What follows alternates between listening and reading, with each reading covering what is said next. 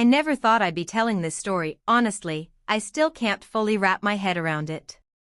Yet here I am, replaying every moment, trying to understand how everything unfolded. It began as an ordinary day, with nothing to suggest what was coming. But life has a way of catching you off guard when you least expect it. I walked into the kitchen and immediately noticed my mom and brother deep in a serious conversation. His nervous fidgeting and her unreadable expression set off an alarm in my mind.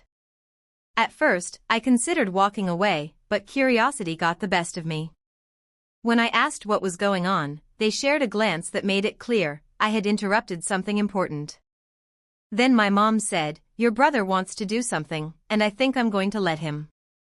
Her tone wasn't casual, it was heavy, serious, and final. My stomach dropped. This wasn't about a vacation or an expensive purchase. This was bigger. When I turned to my brother and asked what it was, he hesitated before finally telling me. As soon as he did, my mind started spinning. It was something I never imagined my mother would allow. I'd always seen her as the person who drew clear lines, the one who would never back down from what she believed was right. But here she was, fully supporting him. I could barely process it. I asked if she was serious, and she nodded in response. "I've thought about it a lot," she said. "I trust him." That only confused me more. The decision had weight. It had consequences. And yet, she was standing firm. I asked my brother if he was sure, and he said he'd been thinking about it for a long time. Even though he looked a little unsure, he said he felt like he had to do it. A part of me understood that, but another part of me couldn't accept it. I had always looked at our mom as the unwavering voice of reason, but this time, she stood behind him with quiet confidence. We kept talking, but no matter what I said, her stance didn't change. That night, I lay in bed, questioning everything. What if it didn't go as planned? What if none of us were ready for the outcome?